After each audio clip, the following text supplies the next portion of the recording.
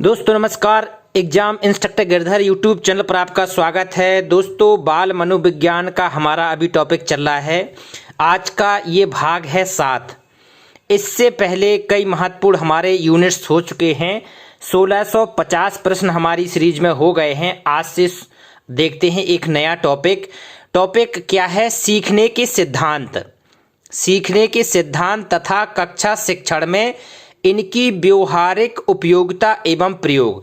तो इसमें अभी हम पिछले शिक्षण कौशल में सिद्धांत पढ़ चुके हैं, लेकिन अब उनकी व्यवहारिकता और उसके उपयोग को देखेंगे। यहाँ से इस आधार पर प्रश्न बन सकते हैं। तो इसमें अधिगम या सीखने को थोड़ा डिटेल समझेंगे, तभी ये चैप्टर क्लियर माना जाएगा।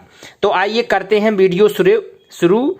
जो साथी नए हैं वो जरूर चैनल को सब्सक्राइब कर लेना, क्योंकि आगे आपको इसी तरह बेहतर वीडियो मिलने वाले हैं। तो आइए वीडियो करते हैं शुरू। और जिसके ये प्रश्न छूट गए हैं वो एग्जाम इंस्ट्रक्टर गिरधर प्लेलिस्ट में जाके यूट्यूब पे सर्च करेंगे तो पूरी 5000 प्रश्नों की प्लेलिस्ट आ जाएगी, वहां से आप जुड़ सकते हैं। तो आइए करते हैं शुरू। तो जो नए हैं वो अपना रजिस्टर बनाते चलें, नोट्स बनाते रहें। पहला प्रश्न देखते हैं। नवीन ज्ञान तथा नवीन प्रतिक्रियाओं का अर्जन करने की प्रक्रिया अधिगम की प्रक्रिया है। ये किसका कथन है? ये है वुडवर्थ का कथन है। कुछ महत्वपूर्ण ये डेफिनेशन है जो आपको आनी चाहिए, इसलिए यहाँ पर दोबारा भी कोई प्रश्न हो सकता है तो उसको देख लें। आगे देखते हैं। अधिगम व्यवहार में उत्तरोत्तर अनुकूलन की एक प्रक्रिया है। अधिगम व्यवहार में उत्तरोत्तर अनुकूलन की एक प्रक्रिया है, ये स्किनर ने कहा था। स्किनर की डेफिनेशन है। आगे देखते हैं। व्यवहार के कारण व्यवहार में आया कोई भी परिवर्तन क्या है? अधिगम है। अधिगम को क्या कहते हैं? सीखना भी बोलते हैं, इंग्लिश में लर्निंग बोलते हैं। तो अगर यहाँ सीखना भी रहे तब भी सही माना जाएगा।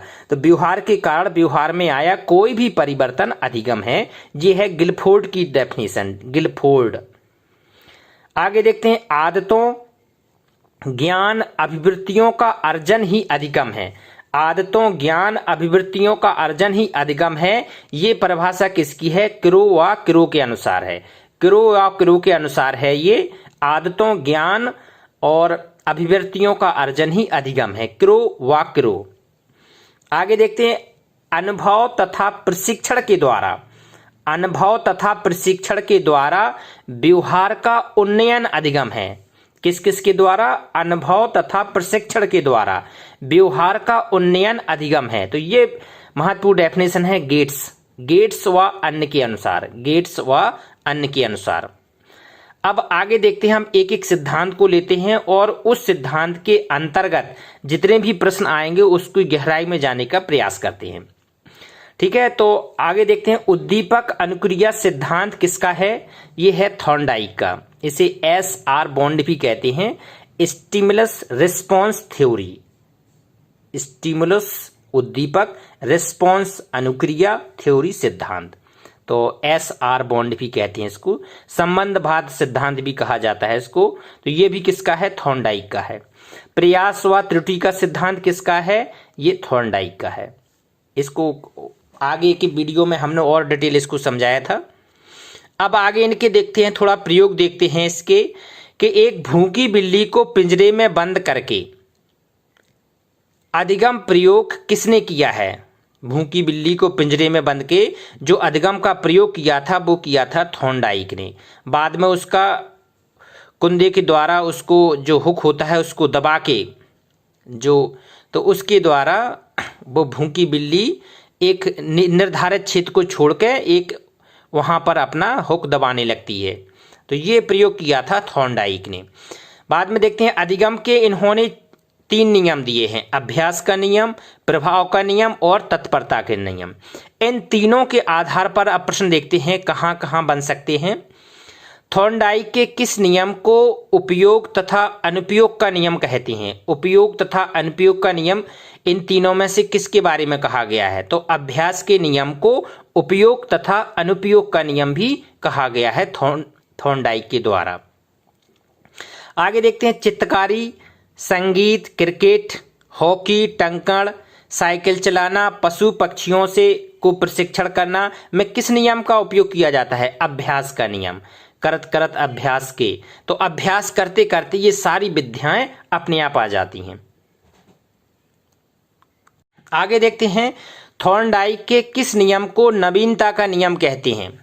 थॉर्नडाइक के किस नियम को नवीनता का नियम कहते हैं? तो इसको प्रयोग और अनुप्रयोग तो कहते ही हैं, एक इसको नवीनता का नियम भी कहते हैं, अभ्यास के नियम को नवीनता का नियम, नवीनता। आगे देखते हैं, जब किसी उद्दीपक तथा अनुक्रिया के मध्य कोई ऐसा परिवर्तनीय बंधन बनता है जिसके साथ अथवा उपरांत कोई संतोषप्रद परिस्थिति उत्पन्न होती है, तो यह किसका नियम है? ये प्रभाव का नियम है। इसमें क्या होता है, स्टिमुलस और रिस्पॉन्स के बीच में कोई ऐसा बॉन्ड बनता है जिसके कारण वो बिल्कुल लर्निंग आसानी हो जाती है, तो वो प्रभाव का नियम होता है, प्रभाव का नियम। पुरस्कार और दंड थॉर्नडाइक के किस नियम से संबंधित है? क्योंकि पुरस्कार में भी बॉन्ड बन रहा है संतोषप्रद, और दंड में भी एक बॉन्ड बन रहा है कि अगर हम ऐसा करेंगे तो हमें ये दंड मिलेगा, और अच्छा करेंगे तो हम पुरस्कार मिलेगा। तो ये थॉर्नडाइक के किस नियम से प्रेरित है? ये दोस्तों थॉर्नडाइक का प्रभाव का नियम है, और पुरस्कार और दंड इसी के प्रभाव से संबंध है। आगे देखते हैं, थॉर्नडाइक का कौन सा नियम स्नायु तंत्र तथा उसकी संवहन इकाइयों की शारीरिक रचना क्रिया प्रणाली से संबंधित है? कौन कौन जो स्नायु तंत्र हैं वो और संवहन की जो भी इकाइयां हैं कि शारीरिक रचना क्रिया प्रणाली से संबंधित है, तत्परता का नियम। तो इसमें शारीरिक रचना क्रिया प्रणाली, स्नायु तंत्र और संवहन इकाइयों की, यहां तत्परता का नियम कार्य करता है। ज्ञात से अज्ञात की ओर किस नियम से संबंधित है? मतलब कोई भी चीज हमें ज्ञात है और ज्ञात से अब अज्ञात की तरह अध्ययन बढ़ना है। जैसे किसी को कोई पाठ आता है तो अब नेक्स्ट बताना है, तो सबसे पहले उसके पहले वाले को देखेंगे। तो जो ज्ञात है, ज्ञात से अज्ञात की ओर किस नियम से संबंध है? ये भी तत्परता का नियम के अंतर्गत आता है, तत्परता का नियम, ज्ञात से अज्ञात की ओर। इसी आधार पर एक और प्रश्न पूछा जा सकता है कि पूर्व पाठ से कुछ प्रश्न पूछकर नवीन पाठ को प्रारंभ की परंपरा किस नियम से है? मतलब पहले जो पाठ से कुछ प्रश्न पूछ लिए जाते हैं और फिर नवीन पाठ को प्रारंभ किया जाता है, तो ये किससे संबंधित है? ये तत्परता के नियम से है, तत्परता का नियम के अंतर्गत आता है ये, ज्ञात से अज्ञात और कुछ प्रश्न पूछ के आगे बढ़ना, तत्परता का। थॉर्नडाइक के गौड़ नियम कितने हैं? थॉर्नडाइक के गौड़ नियम है 5, गौड़ नियम है 5। पिछले वहाँ शिक्षण कौशल में हमने इसकी व्याख्या की थी, यहाँ पर नहीं बताएंगे अब। लेकिन इनके प्रयोग देखते हैं, क्या क्या महत्वपूर्ण प्रयोग हैं। प्राणी नई परिस्थितियों में उसी प्रकार की अनुक्रियाएं करता है जिससे पूर्व में सफलता प्राप्त कर चुका है।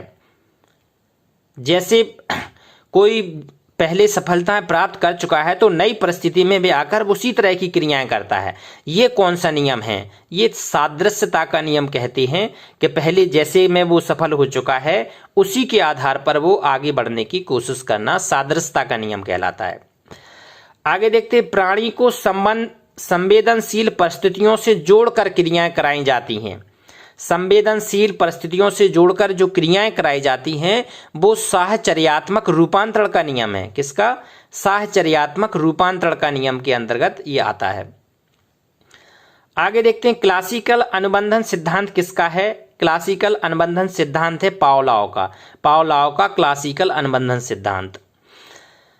प्रत्येक जीव में, अब इसको समझने का प्रयास करते हैं, प्रत्येक जीव में कुछ जन्मजात प्रवृत्तियां होती हैं जो उपर्युक्त प्राकृतिक उद्दीपक के उपस्थित होने पर प्रकट हो जाती हैं। हर किसी में होती हैं। जैसे वहाँ उन्होंने कुत्ते का प्रयोग किया तो वो लार आने लगती है, घंटी बजी और लार आने लगी, फिर खाना दिया तो वो खाने का बॉन्ड वहाँ पर बन जाता है, तब उसकी ऑटोमेटिक लार आने लगती है। तो प्रत्येक जीव में कुछ ना कुछ प्रवृत्तियां होती हैं जो उपर्युक्त प्राकृतिक उद्दीपक के उपस्थित होने पर प्रकट हो जाती हैं। तो ये कौन सा है? ये क्लासिकल अनुबंध नियम है, क्लासिकल अनुबंध का नियम है ये किसका है? पावलोव का है। अब आगे देखते हैं, पावलोव का मुख्य क्षेत्र क्या था? कौन थे पावलोव? पावलोव रूसी वैज्ञानिक थे। तो इनका जो मेन फोकस था, ये शरीर वैज्ञानिक थे, शरीर के वैज्ञानिक थे। और इनका जो मुख्य टॉपिक था वो था पाचक क्रिया की दैहिकी का अध्ययन करना। जो पाचक की क्रिया की दैहिकी होती है, इसका अध्ययन करना इनका मेन विषय था, सब्जेक्ट था। ठीक है, आगे देखते किसके निष्कर्ष से घंटी की आवाज को कुत्ते ने की लार से अनुबंधित किया है? तो ये प्रयोग पूरा हमने अभी बताया था, ये पावलोव ने किया था। क्योंकि घंटी के पहले खाना दिया जाता था, आपने सबने देखा होगा। तो वहाँ जो पावलोव ने कुत्ते की गले में जो एक आहार नाल लगा दी थी, तो उससे उसकी मापन किया जाता था। तो ऐसा प्रयोग किया था पावलोव ने। बुरी तथा अवांछित आदतों, भय तथा असामान्य व्यवहार आदि को समाप्त करने के लिए किस सिद्धांत का प्रयोग किया जाता है? तो इसमें भी अनुबंधित अनुक्रिया सिद्धांत का प्रयोग किया जाता है। इसको अनुबंधित अनुक्रिया सिद्धांत भी बोलते हैं, इसी पावलोव के को। तो बुरी आदतें छुटाना है तो किसी ना किसी तरह से इससे क्रिया करा के इसको बॉन्ड कराया जाता है, तो इससे छूट जाती हैं। आगे देखते हैं, क्रिया प्रसूत अनुबंधन सिद्धांत किसका है? ये स्किनर का है, स्किनर का। तो ये इन्होंने एक स्किनर बॉक्स बनाया था। तो उसमें क्या था, यदि वातावरणीय क्रिया प्राणी के लिए सुखदायक होती है तो उस व्यवहार के दोहराए जाने की अधिक संभावना होती है। अगर कोई भी क्रिया करने में उसको सुख मिलता है तो उस क्रिया को बार बार दोहराएगा।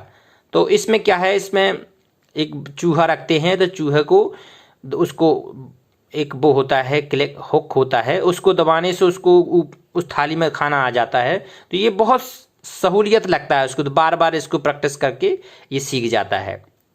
तो ये क्रिया प्रसूत का अनुबंधन सिद्धांत है, क्रिया प्रसूत का। तो ये स्किनर का है।